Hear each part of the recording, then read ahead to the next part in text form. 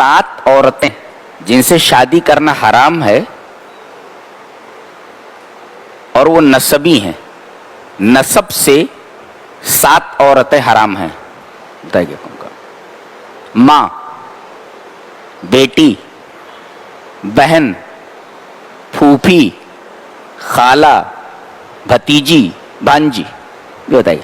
حرمت علیکم امہاتکم وبناتکم واخواتکم وعماتکم وخالاتکم وبنات الاخ وبنات الاخت.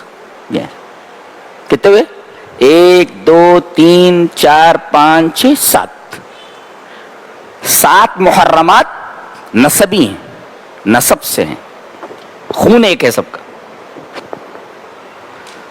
اور آگے بیان کیا جا رہا ہے جو نسب سے حرام ہو جائیں وہ رضاعت سے بھی حرام ہو جاتی ہیں.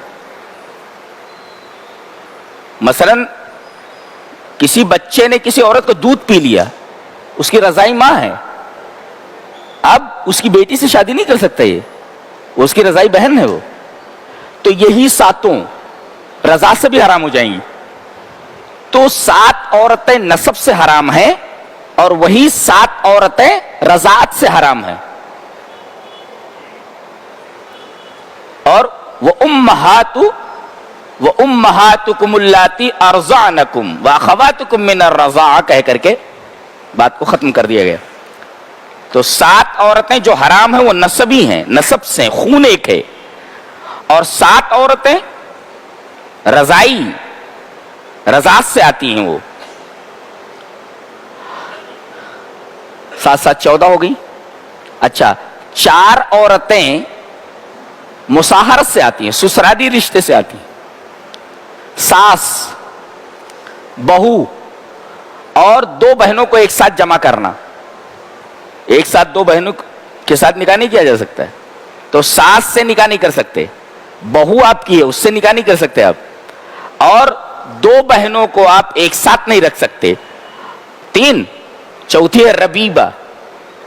ربیبہ کا مطلب ہوتا ہے جیسے ایک عورت ہے، اس کے پہلے شوہر سے اس کی بیٹی ہے، اب اس نے طلاق دے دیا یا وہ آدمی مر گیا، اب آپ اس عورت سے شادی کرتے ہیں تو اس کی جو بیٹی ہے پہلے شوہر سے، یہ بیٹی ربیبہ ہے، اس سے آپ شادی نہیں کر سکتے. اگر کرنا ہو تو اس عورت سے شادی نہ کرو، ڈائریکٹ اس سے کر لو، ایسا ہو جاتا.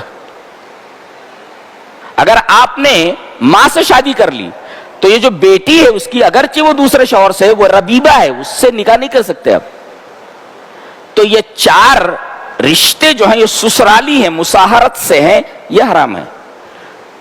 تو 7 رشتے نسبی یہ حرام، 7 رشتے رضاعت سے یعنی دودھ پینے کے اعتبار سے، اور 4 رشتے مصاہرت سے سسرالی. اور حدیث سے ہے، تو قرآن سے ہے، یہ حدیث سے ہے کہ اگر آپ نے کسی عورت سے شادی کر لی تو اس کے ساتھ اس کی خالہ کو نہیں رکھ سکتے، اس کی خالہ سے شادی نہیں کر سکتے، اس کی پھوپھی سے نہیں کر سکتے، اس کی بھتیجی سے نہیں کر سکتے، اس کی بھانجی سے نہیں کر سکتے. یہ سب حرام ہو جائیں گی. یعنی کسی عورت سے آپ نے شادی کر لی تو اب اس عورت کی جو خالہ ہے اس سے شادی نہیں کر سکتے آپ، اس کے ساتھ نہیں رکھ سکتے اس کو کہ اس سے بھی شادی کر لیں. اس کی پھوپھی سے نہیں کر سکتے آپ، اس کی بھانجی سے نہیں کر سکتے، اس کی بھتیجی سے نہیں کر سکتے. یہ حدیث سے ثابت ہے. اب ایک سوال کرتا ہوں، بتاؤ چاچی سے شادی کر سکتے ہیں کہ نہیں؟ چاچا مر جائے تو نہیں کر سکتے، اس لیے کہ اس میں درمیان میں آتا نہیں، اس دائرے میں آتا ہی نہیں ہے. تو بتا دیا انہوں نے. چاچی سے کر سکتے شادی اگر چاچا مر گیا تو. جی یہ بیان کیا گیا ہے. اس کے بعد ایک اور عورت سے نکاح حرام بتایا گیا. والمحصنات من النساء، جو عورتیں کسی کے عقد میں ہیں. جیسے زید کی نکاح میں ایک عورت ہے تو وہ شادی شدہ ہے نا، وہ اپنے شوہر کے ساتھ ہے. اب یہ شادی شدہ عورت سے آپ نکاح نہیں کر سکتے اس لیے کہ وہ دوسرے کے عقد میں ہے نا. والمحصنات من النساء کہہ کر کے بتایا گیا، یہ بھی حرام ہے.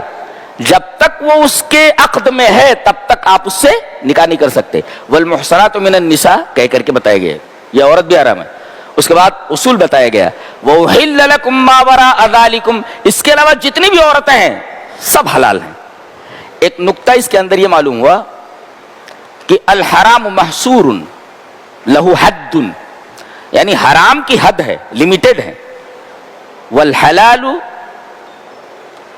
has no limits, حلال کی کوئی لمٹ نہیں ہے. لیس لہو حصر, لیس لہو حد, یعنی حرام کی حد ہے. بتا دیا گیا اتنی عورتیں حرام ہیں, اس کے بعد کہا گیا اس کے علاوہ جو ہے سب حلال ہے. جو اس کا مطلب ہے حرام اس کی لمٹ ہے, حلال کی لمٹ نہیں ہے. اتنی چیزیں حرام ہے, اس کے علاوہ جتنی ہے سب حلال ہے. یہ قاعدہ ہے.